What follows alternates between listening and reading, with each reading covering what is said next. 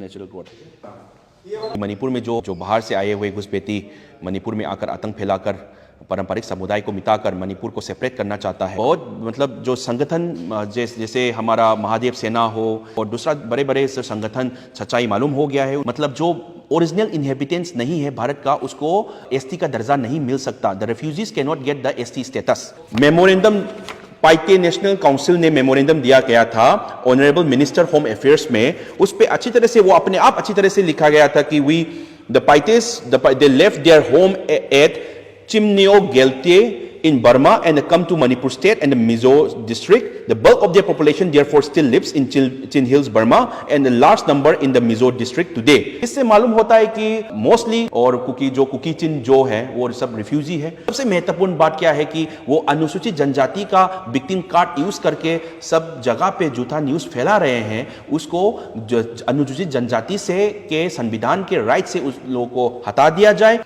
आज यहाँ महादेव सेना एकत्रित हुई है एक बहुत ही गहन राष्ट्रीय मुद्दे पर चर्चा के लिए इस प्रेस कॉन्फ्रेंस में।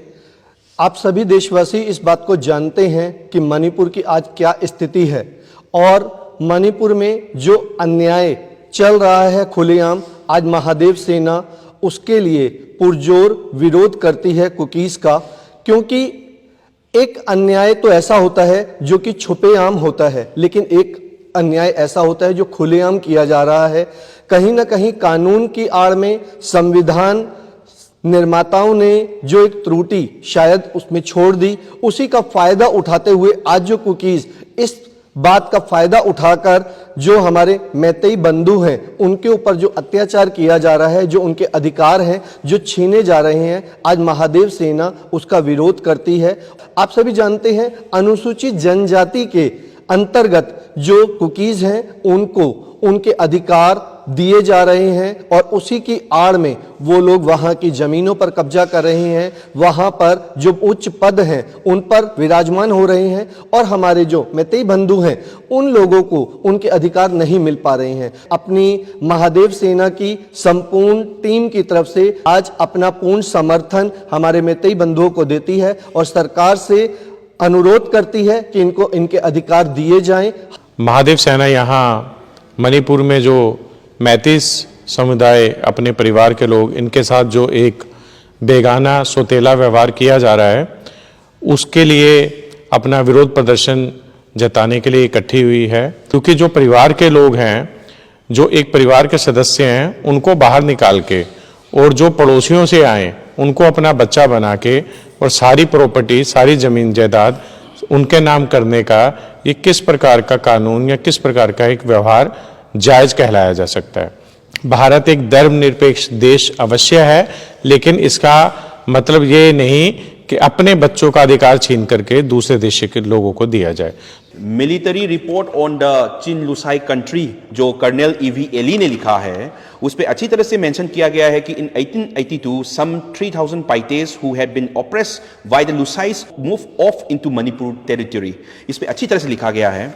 उसके बाद the Paites a study of the changing faces of the community, doctor T H. Sainkum ने जो लिखा है उसके पेपर में तो 248 पेज में अच्छी तरह से लिखा गया है कि the bulk of the Paite population in Manipur migrated from Manipur and Lushai hills at different periods of time but mostly during the late 19th century and early 20th century। उसमें अच्छी तरह से लिखा गया है। जो मेमोरेंडम पाइके नेशनल काउंसिल ने मेमोरेंडम दिया गया था ऑनरेबल मिनिस्टर होम अफेयर्स में, उस पर अच्छी तरह से वो अपने आप अच्छी तरह से लिखा गया था कि the Paites they left their home at Chimneo Geltie in Burma and come to Manipur state and the Mizo district. The bulk of their population therefore still lives in Chin Hills, Burma, and a large number in the Mizo district today। इससे मालूम होता है कि mostly और cookie चिन जो है वो सब रिफ्यूजी है।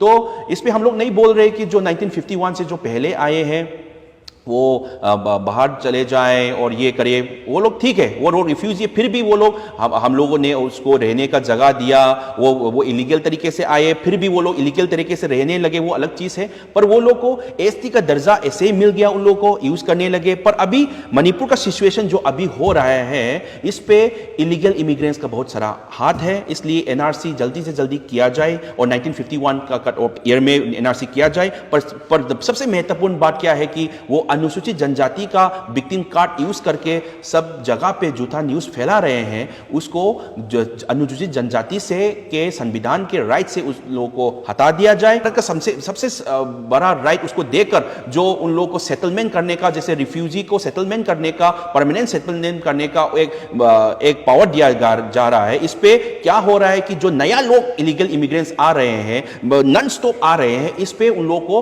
पावर दिया जा रहा है। तो इसलिए पहला चीज जो एसटी को एक बार निकाल के एनआरसी करके, वो भी स्ट्रॉन्ग एनआरसी करके, वो किसको क्या दर्जा दिया जाए वो ऑन द करेंट सिचुएशन के बेसिस में करना चाहिए। अनुसूचित जनजाति का एसटी का दर्जा उससे निकाल देना चाहिए, because they are not qualified for ST status and they are not qualified, at the same time they are misusing it as a victim card and they are playing the games.